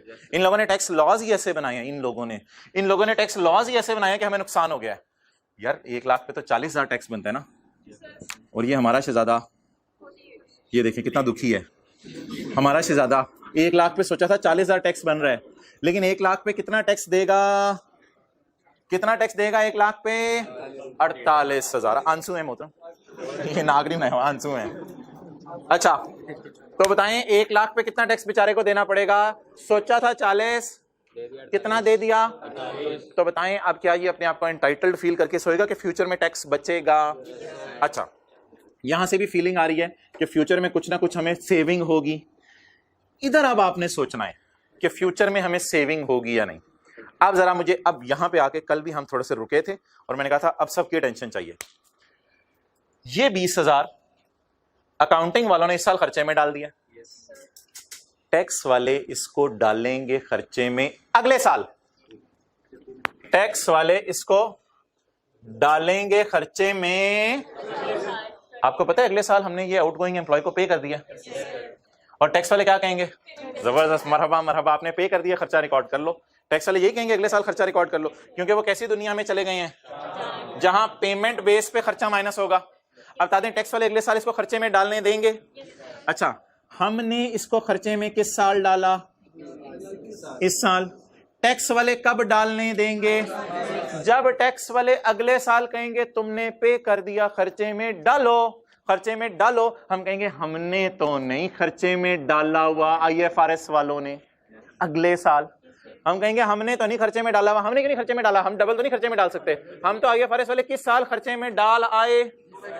21 में। तो अब टैक्स वाले कह रहे होंगे खर्चे में डालो, पे हो गया। हम कह रहे होंगे हमने फिलहाल नहीं डाला हुआ, लेकिन जब करंट टैक्स की वर्किंग करेंगे, FBR को टैक्स जमा कराने जाएंगे, तो हम खर्चे में डालेंगे, क्योंकि हमने क्या कर दिया है? पे। अच्छा सोचिए, हमने अगले साल के प्रॉफिट्स तक पहुंचते हुए 20,000 माइनस किया होगा? हमने ये वाला 20,000 पुराने वाला हमने नहीं किया होगा, लेकिन टैक्स वाले क्या कहेंगे? पे हो गया तो माइनस। इंग्लिश का फिक्रा लिखा है ना, it will be allowed when paid. English का फिक्रा भी हमने पढ़ा है, it will be allowed when. जब ये अगले साल खर्चे में डालेंगे तो अगले साल के प्रॉफिट, बोलें बोलें बोलें, आज माइनस वाली फिगर ज्यादा है। जब ये अगले साल खर्चे में डालेंगे तो अगले साल के प्रॉफिट, जब अगले साल के प्रॉफिट कम हो जाएंगे तो टैक्स कम देना पड़ेगा। सवाल कम करने पड़ेंगे सॉल्व अगले साल, तो टैक्स कम देना पड़ेगा। तो मुझे बता दें, क्या इस 20,000 के साथ मैं लिख सकता हूं डिडक्टेबल इन फ्यूचर या टैक्सेबल इन फ्यूचर? सोचे सोचे सोचे लफ्ज। This 20,000 as on 31/12/21 will be deducted when paid. This 20,000 as on 31/12/21 will be deducted when paid. ये खर्चे के तौर पे डिडक्ट हो जाएगा जब क्या होगा? Is it taxable in future? It is deductible in future. आज उल्टा नाम हमने पढ़ लिया, कल क्या नाम पढ़ा था? Taxable in future. बट जरा सोचें 31/12/21 का साल है और फ्यूचर को सोचें 22 को। फ्यूचर में सोचें ये 20,000 डिडक्टेबल है किन की नजर में? टैक्स वालों की नजर में। अब अगर ये डिडक्टेबल है फ्यूचर में, तो अब जरा सोचें, कल बाप का नाम था टैक्सेबल, तो बेटे का नाम आया था लायबिलिटी। अब अगले साल जरा सोचें, जब मैं डिडक्ट करूंगा तो डिडक्ट करने से प्रॉफिट कम हो जाएंगे तो टैक्स। तो क्या मैं यहां खड़ा होके ये नहीं कह सकता फ्यूचर में मेरी सेविंग आनी है? सेविंग को कैसे बुक करूं? लायबिलिटी के तौर पे या एसेट के तौर पे? सेविंग को कैसे बुक करूं? इसलिए आज इसका नाम बोलें डेफर टैक्स। इस डेफर टैक्स एसेट का उर्दू में या अच्छी इंग्लिश में तर्जुमा बनेगा right to save tax in future. क्या मतलब बनेगा इसका? बोलें बोलें, इसका मतलब बताएं। Right to save tax in, भाई एसेट का नाम ही सेविंग होता है। Right to save tax in future. और सेव कैसे होगा जरा खुद देख के बता दें। मैंने फ्यूचर आपके सामने बनाया नहीं है, मुझे देख के बता दें सेव कैसे होगा। बोलें बोलें बोलें। अगला साल आएगा, ये मैं खर्चा माइनस करूंगा, खर्चा माइनस करने से प्रॉफिट कम होने से टैक्स कम होंगे तो टैक्स सेव होगा। जब टैक्स सेव होगा तो ये मेरा क्या बन गया? तो deferred tax asset, right to save tax in future. 20,000 के ऊपर 40% लगा दें और 8,000 की सेविंग मुझे फ्यूचर में पता है क्यों होनी है? सारा इधर देखें, 40 की बजाय 48 दे दिया ना। 40 की बजाय कितना दे दिया? 48। तो एक तरह का टैक्स प्री पे कर दिया, एडवांस में दे दिया। फ्यूचर में ये इंशाल्लाह इतना टैक्स क्या हो जाएगा? सेव हो जाएगा। नोट कर ले। तो मैं ये कह रहा था बस मैं इसका पहला सवाल करवाऊंगा, पहला साल, दूसरा साल इसका करने की जरूरत नहीं है। अब पास पेपर के सवाल की तरफ हम मूव करेंगे।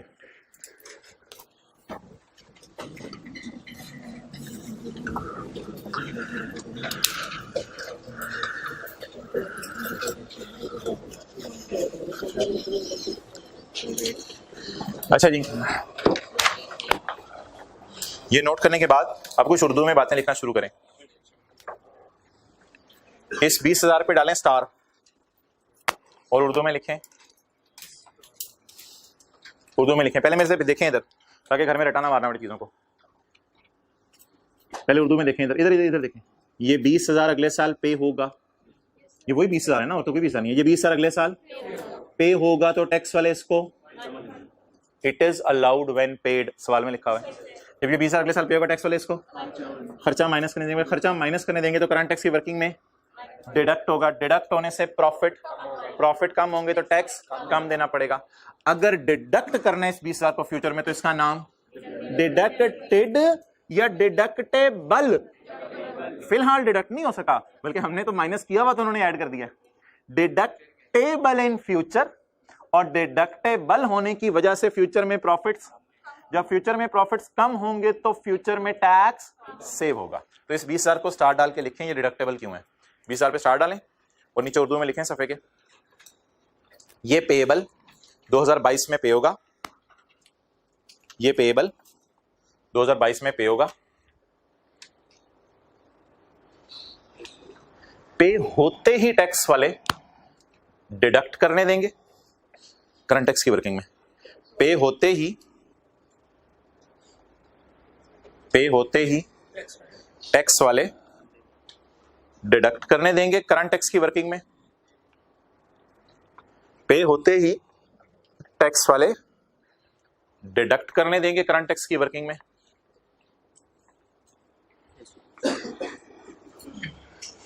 इसलिए 31/12/21 को पे होते ही टैक्स वाले डिडक्ट करने देंगे करंट टैक्स की वर्किंग में। इसलिए 31/12/21 पे खड़े होके, इसलिए 31/12/21 पे खड़े होके इसका नाम क्या रखें, सोचें जरा। Taxable in future, deductible in future. इसलिए 31/12/21 पे खड़े होके इसे डिडक्टेबल कहेंगे। डिडक्टेड कह दें या डिडक्टेबल? डिडक्टेबल। इसलिए इसे 31/12/21 खड़े होकर डिडक्टेबल कहेंगे। अच्छा, अब ये मैं जरा पढ़ा हूं दोबारा, थोड़ा सा लिखें। ये पेएबल किस साल पे होगा? पे होते ही टैक्स वाले करंट टैक्स की वर्किंग में। इसलिए 31/12/21 को खड़े होके इसका नाम डिडक्टेबल होगा। अब आप 2 स्टार डालें 8,000 पे और लिखें वो 20,000 जब अगले साल डिडक्ट होगा, वो 20,000 वही जो साथ नजर आ रहे हैं, वो 20,000 जब अगले साल डिडक्ट होगा तो अगले साल, वो 20,000 जब अगले साल डिडक्ट होगा तो अगले साल टैक्सेबल प्रॉफिट, अगला फिर आप बोलें कम हो जाएंगे। तो अगले साल टैक्सेबल प्रॉफिट कम हो जाएंगे और टैक्स सेव हो जाएगा,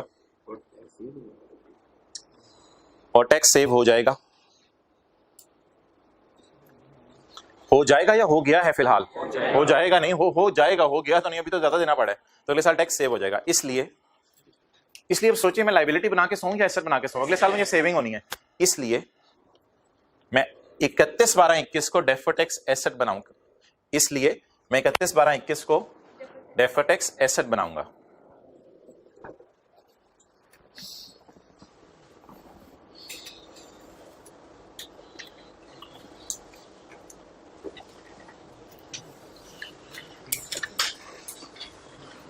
ओके, अब मोहतरम थोड़ा सा जरा रट्टा प्रोग्राम कर लेते हैं, क्योंकि लॉजिक सोचने का टाइम नहीं होता पेपर में। थोड़ा सा रट्टा प्रोग्राम कर लेते हैं, चैप्टर पे आ जाएं। ये जो मैंने आपको लॉजिक्स लिखवाई हैं, शायद पेपर में सोचने का टाइम नहीं होगा, तो जरा रट्टा थोड़ा सा कर लें। ये नहीं इधर ही रहें, हाँ सॉरी इधर ही रहें। लेक्चर नोट्स में 4 रूल्स दिए हैं, मैं पता नहीं कहाँ दिए हैं, मैं ऊपर नीचे कहीं दिया हूँ। इस पेज पे हैं 7:30 7 पे हैं। 737 पे गोल्डन रूल्स, नई किताबों में गोल्डन रूल्स। अच्छा 737 मोहतरमा, आज वाली मिसाल जहन में रखें और मैं आपको पढ़ाने लगा हूं रूल नंबर 3। आज वाली मिसाल जहन में रखें और मैं आपको पढ़ाने लगा हूं रूल नंबर 3। मुझे बताएं कैरिंग अमाउंट ऑफ लाइबिलिटी क्या थी? 20,000। टैक्स बेस ऑफ लाइबिलिटी 0 थी क्योंकि हम ऐसी दुनिया में चले गए थे जहां पे बोले एक्रूअल अकाउंटिंग। मैं चौथा रूल मिटा रहा हूं ताकि हम जरा खुल खुला के खेलें। बताएं जी, what is the carrying amount of liability? अभी अभी मिसाल की है, is greater than. What is the tax base of liability? 0। जब भी carrying amount of liability greater आया करेगी किससे? Tax base of. तो गोल्डन रूल है, हमेशा ही डिडक्टेबल डिफरेंस आएगा जो क्या पैदा करेगा? Deferred tax. लेकिन सोचें तसल्ली से सोचें, ये ग्रेचुटी अभी तो पेएबल है, इंशाल्लाह अगले साल जब पे होगी तो टैक्स वाले डी, तो इसका नाम क्या रख दें? Deductible temporary. टेम्परेरी डिफरेंस क्यों कह रहे हैं? फिलहाल हमने माइनस कर लिया, अगले साल वो माइनस कर लेंगे, और अगले साल जब ये डिडक्ट होगा तो प्रॉफिट कम होने से टैक्स, तो टैक्स सेविंग रिकॉर्ड कर लें, डेफर्ड टैक्स। ये रूल मैंने पढ़ाया आज, रूल नंबर 3।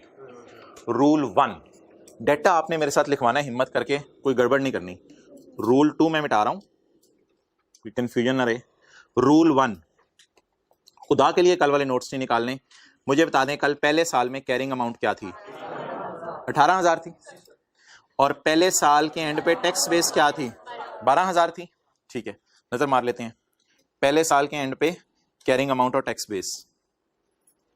ओहो, वो वर्किंग ही नहीं हुई भी, सॉरी, व्हाइट बोर्ड पे मैंने लिखी थी वो मिटा दिया।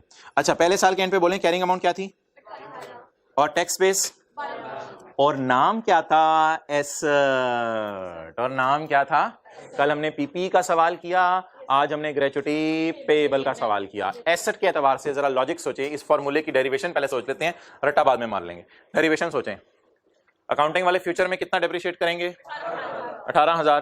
टैक्स वाले फ्यूचर में कितना डिप्रिशिएट? हम फ्यूचर के एंगल से सोचते हैं ना, जैसे मैं कहता फ्यूचर में ये 20,000 माइनस होगा, फ्यूचर के एंगल से सोचना है। तो अकाउंटिंग वाले फ्यूचर में कितना माइनस करेंगे? 18,000। टैक्स वाले फ्यूचर में 12,000 माइनस। भाई तू टेंटिव रहे, अकाउंटिंग वाले कितना फ्यूचर में माइनस करेंगे? टैक्स वाले। तो जब अकाउंटिंग वाले ज्यादा माइनस के फ्यूचर में ज्यादा डेप्रिशिएट करेंगे तो अकाउंटिंग डेप्रिसिएशन फ्यूचर की, जब अकाउंटिंग डेप्रिसिएशन बढ़ेगी तो टैक्सेबल प्रॉफिट बढ़ जाएंगे। तो आज हम क्या फील करें कि फ्यूचर में टैक्सेबल है 6,000। फ्यूचर सोचे ना, ये 18,000 फ्यूचर में अकाउंटिंग डेप्रिसिएशन के नाम से ऐड हो रहा होगा, और ये 12,000 फ्यूचर में टैक्स डेप्रिसिएशन के नाम से माइनस हो रहा होगा। तो ऐड वाली फिगर जब ज्यादा होंगी तो टैक्सेबल प्रॉफिट्स।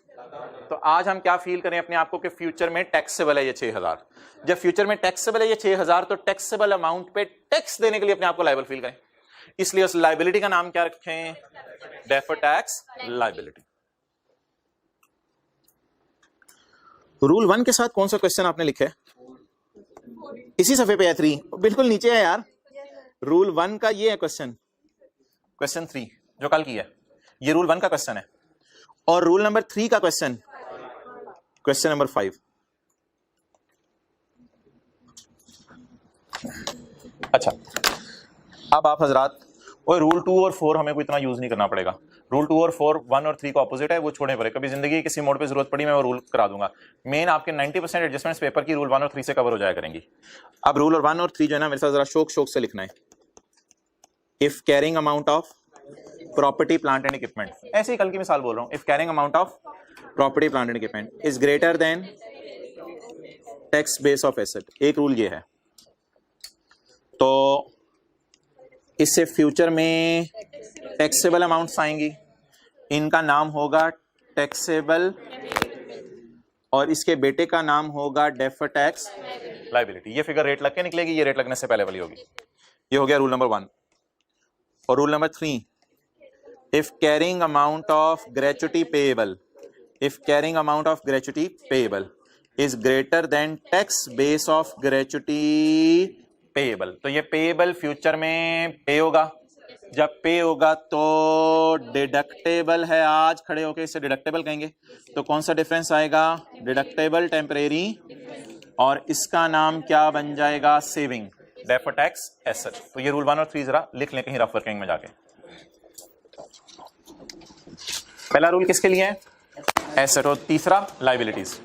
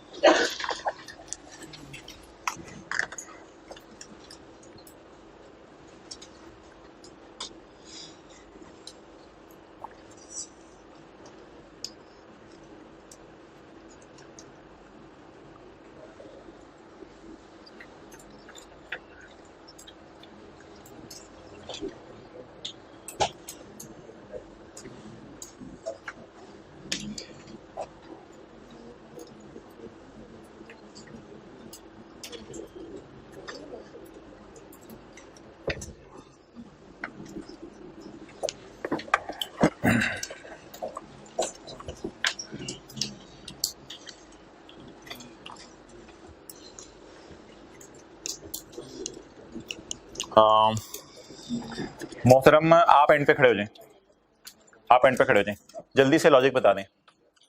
फ्यूचर में अकाउंटिंग वाले इस तरह बोलना शुरू करो। एक्सेलेंट। 18,000 ऊंची बोलो यार, ऊंची। हाँ, फ्यूचर में अकाउंटिंग वाले 18,000 डिप्रिशिएट करेंगे। एक्सेलेंट। आगे बोलो। फ्यूचर में 12,000 डिप्रिशिएट करेंगे। इसकी वजह से फ्यूचर में, बोले साथ, इसकी वजह से फ्यूचर में अकाउंटिंग डिप्रिसिएशन, प्लीज बोले, होंठ हिलाएं बैठे में। तो इसकी वजह से फ्यूचर में, कुछ लोग होंठ नहीं हिला रहे, ये भाई होंठ नहीं हिला रहे, अपने दाएं वाले को देखें, होंठ नहीं हिला रहा। फ्यूचर में अकाउंटिंग डिप्रिसिएशन, जब अकाउंटिंग डिप्रिसिएशन बढ़ेगी तो प्रॉफिट बढ़ने से टैक्स देना पड़ेगा, तो टैक्सेबल इन फ्यूचर। 6,000 पे taxable in future, taxable amount पे लायबिलिटी रिकॉर्ड की जाती है। अगली बात आप बोलें, आप खड़े हो। ये 20,000 की लायबिलिटी जब अगले साल पे होगी तो टैक्स वाले इसको, आगे बोलो, टैक्स वाले इस 20,000 को डिडक्ट करने देंगे। क्यों डिडक्ट करने देंगे? क्योंकि लायबिलिटी क्या हो गई है? पे हो गई है। तो deductible in future, deductible in future. तो जब डिडक्टेबल इन फ्यूचर, तो डिडक्ट होने की वजह से करंट टैक्स की वर्किंग में प्रॉफिट्स, तो जब प्रॉफिट कम होंगे तो टैक्स कम देना पड़ेगा। आज खड़े होके अगर मुझे पता लग रहा है कि फ्यूचर में मेरा टैक्स बच जाएगा, तो मैं लायबल फील करूं या एंटाइटल्ड फील करूं? इस एंटाइटलमेंट का नाम saving, that is called as deferred tax asset. Okay, बैठ जाए। अच्छा, अब मोहतरम एक बात याद रखिएगा, वो जो कल हम अकाउंट खोला था ना डेफर्ड टैक्स का, वो लायबिलिटी भी हो सकता है, और वो, ये डिपेंड करता है सवाल के ऊपर कि हम लायबल फील कर रहे हैं या एंटाइटल। और आपने कभी जिंदगी के किसी मोड पे एसेट लायबिलिटी का मिक्स अकाउंट खोला?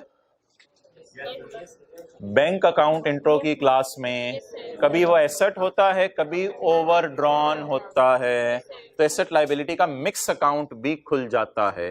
तो इसी तरह डेफर्ड टैक्स का लायबिलिटी स्लैश एसेट अकाउंट हम खोला करेंगे। क्लियर? ओके,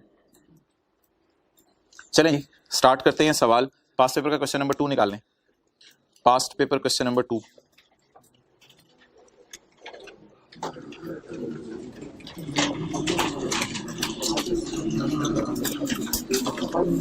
क्या नाम है? एप्रिकॉट।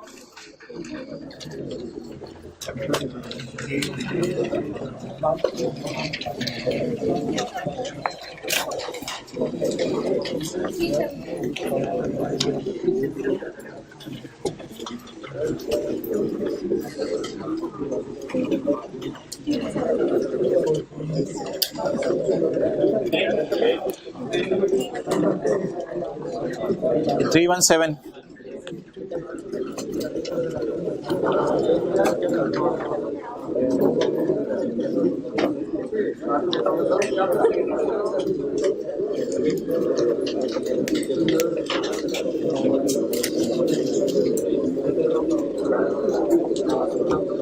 10 मिनट रह गए हैं अब। क्या नहीं वो कराने की जरूरत नहीं। क्या चीज, किस चीज की? अच्छा मोहतरम, इंट्रो की रिवीजन कर लेते हैं थोड़ी सी, बस इंट्रोडक्शन टू अकाउंटिंग की रिवीजन कर लेते हैं। आप निकाल लें प्रोविजन फॉर डाउटफुल डेट, ये हमारे लेक्चर नोट्स में अवेलेबल है, वापस आ जाए। सेकंड एंट्री नहीं करनी, वो करा देंगे, वो बड़ी रिवीजन होनी है अभी इसकी, छोड़ो परे, बस एंट्रियां छोड़ो, बड़ी रिवीजन होनी है। Okay, provision for doubtful debt की रिवीजन निकालें जी, पेज नंबर 743।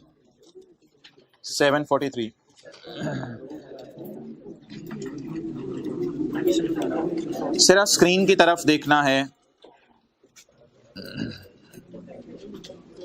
सिर्फ स्क्रीन की तरफ देखना है और कहीं नहीं देखना।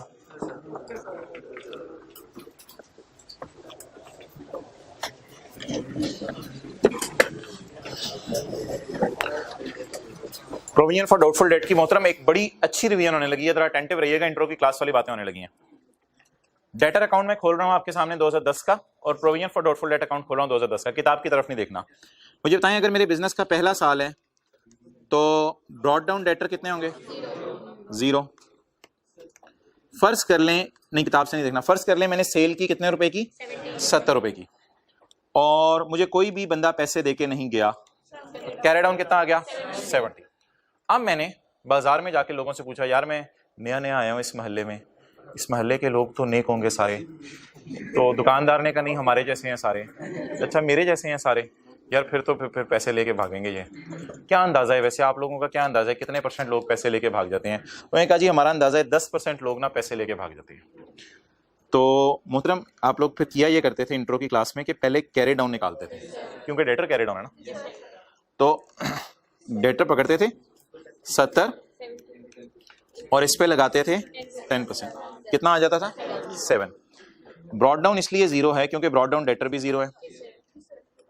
इस 7 रुपए को बैलेंसिंग निकाल के P&L में फेंक देते थे, क्योंकि P&L में सेल जाती थी 70 की, वहां से खर्चे मैच हो जाते थे, तो P&L के अंदर 7 रुपए खर्चे के तौर पे चले जाते थे। इस 7 रुपए का जो मर्जी नाम रखते थे आप लोग इंट्रो की क्लास में, पूरी FR2 की किताब में ICAP ने इसका नाम रखा हुआ है बैड डेट एक्सपेंस। हाँ ब्रैकेट में P&L लिख सकते हैं हम अपने समझने के लिए। बैड डेट का खर्चा, अंदाजा भी है ये बैड डेट का अंदाजा। यहां पे खड़े होकर ना राइट ऑफ ये नहीं है। राइट ऑफ पता क्या होता है? एक्चुअली बंदा पैसे लेके भाग गया, ये राइट ऑफ नहीं है। अच्छा यहां पे खड़े होके आप मुझे बनवाएं P&L, और यहां पे खड़े होके आप मुझे बनवाएं बैलेंस शीट। मोहतरम बैलेंस शीट में डेटर नजर आएंगे 70 के, और लेस ना ये कैरी डाउन आता है यार, कैरी डाउन आता है बैलेंस शीट में, ये वाला साथ नहीं आता, बैलेंस शीट में कैरी डाउन आता है। तो व्हाट इज कैरी डाउन? 7 63। तो ये होगी बैलेंस शीट। P&L में ना एक लफ्ज मैं लिख रहा हूं बैड डेट एक्सपेंस, कितना? 7। तो it is how we will prepare the account, it is how we will prepare the account, but I needs a quick revision from your side as well. Be with me जी। Broad down, अब अगला साल नहीं खोल रहा मैं, इसी साल में हूं। सेल,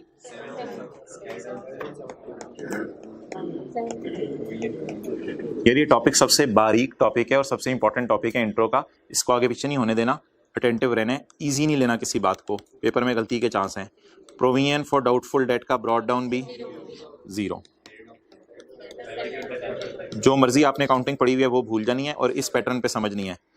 साल के एंड पे क्या डर है, कितने लोग लेके पैसा भाग सकते हैं? 7। अब बता दें बैड डेट एक्सपेंस कितना रिकॉर्ड करूं? प्लीज मोहतरम ये बैलेंसिंग आता है, balancing 7। After doing this our balance sheet is showing 70 - 7 63, and our P&L is showing bad debt written off will never go to P&L। Return of वो होते हैं जिन बंदों का नाम पता चल गया पैसे लेके भागे हैं, वो P&L में नहीं जाएंगे। अभी मैं बताता हूं क्यों। बैड डेट एक्सपेंस कितना? अब ये जो 7 का खर्चा बुक कर लिया ना, इसी में से लोगों ने पैसा लेके भागना है, वो राइट ऑफ करेंगे हम, इसी में से लोगों ने पैसे लेके भागने हैं हम। तो ये खर्चा एडवांस में बुक हो गया है। लेकिन ये ना कहिएगा एडवांस क्या मतलब होता है, एडवांस तो वैसे लफ्ज बोल रहा हूं, ये खर्चा हमने बुक कर लिया है, चाहे हुआ है या मैच करने के लिए। और मोहतरम अगर आपको जो है वो याद आ रहा हो तो सेल में भी हमारा 70 जाएगा, ताकि इस मैचिंग हो ना, सेल में से खर्चे माइनस हो। तो बहरहाल P&L में बैड डेट एक्सपेंस आपका चला जाएगा 7, क्योंकि सेल इस साल रिकॉर्ड हुई है, उससे होने वाले खर्चे भी इसी साल रिकॉर्ड हो। अच्छा, अब आप लोगों ने किताब की तरफ नहीं देखना, अगले साल फिगर याद है या बतानी पड़ेंगी? याद है, अगला साल 2011 आया, किताब की तरफ नहीं देखना। BD अगले साल मैंने सोचा कि दुकान बंद, ये मैं महल्ले वालों से बहुत तंग आ गया, मैंने कहा यार मैं दुकान बंद करता हूं, लेकिन BDs पहले मुझे लिख लेने दें। ब्रॉट डाउन 7 BDs लिख लेने दें मुझे, दोनों डेटर का BD और प्रोविजन फॉर टोटल। अब अगले साल मैं महल्ले वालों से तंग आ गया, मैंने महल्ले वालों को कहा यार मैं इधर से कारोबार छोड़ के जा रहा हूं। तो महल्ले वालों ने कहा दुकान क्यों खोली हुई है? फिर आपने कहा मैंने दुकान से सामान सारा उठा लिया है, मैं सिर्फ बैठा हूं लोग पैसे दे जाएं, मैं सिर्फ बैठा हूं लोग।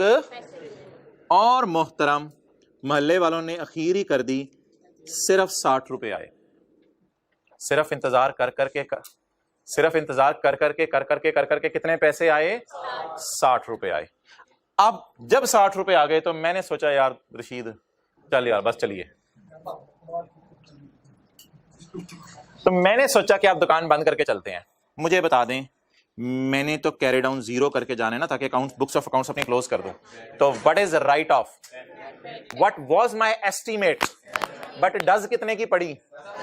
10 की। तो it is called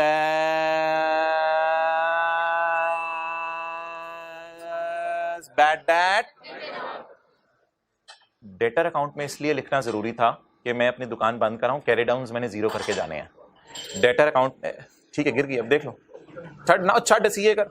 debtor account में इसलिए लिखना जरूरी था कि ये बंदा पैसे लेके भाग गए, मुझे नाम पता है, इसलिए मैं बड़े वाजे कह सकता हूं bad debt return of Aslam account debit debtor credit. यानी बैड डेट किसके पैसे हैं मेरे पास जो कि देने की उम्मीद थी उसकी तरफ से, लेकिन नहीं मिल सके। लेकिन मोहतरम एक बात याद रखिएगा, इस फिगर को बच्चे बारों बार ले जाते हैं P&L में, और एंट्री गलती से क्या करते हैं, debtor credit bad debt return of in P&L debit. अब गलती क्या हो जाती है, वो 7 रुपए पिछले साल भी P&L में चले गए थे, ये वाले 10 भी P&L में चले जाते हैं, तो P&L में 17 रुपए पड़े होते हैं। तो ब्लंडर क्या होता है, बच्चे करते हैं बैड डेट रिटर्न ऑफ आगे ब्रैकेट में छोटा सा इन P&L में ले जाते हैं ये 10 रुपए। मैचिंग कराए ना, 10 रुपए का खर्चा है, अंदाजा कितना था, इसको इधर ले आए। बैड डेट राइट ऑफ का अकाउंट खोलने की जरूरत नहीं है, कुछ किताबों में बड़ी तफसील दी हुई है। बैड डेट राइट ऑफ का एक अकाउंट खुलता है, फिर वहां चीजें आती हैं, फिर वहां से इधर जाती हैं। हम डायरेक्ट किया करेंगे, हम लॉजिक पे चलेंगे, ज्यादा अकाउंट्स खोल के बात कंफ्यूज हो जाती है। हम लॉजिक पे चलेंगे, इतने लोग भाग गए हैं, अंदाजा लगाया था, डबल एंट्रीज तो पूरी करनी है, डबल एंट्रीज तो पूरी करने का कुछ चारा नहीं है। इतने लोग एक्चुअली भाग गए हैं, अंदाजा था इतने का, तो अंदाजे को एक्चुअल से मैच करो।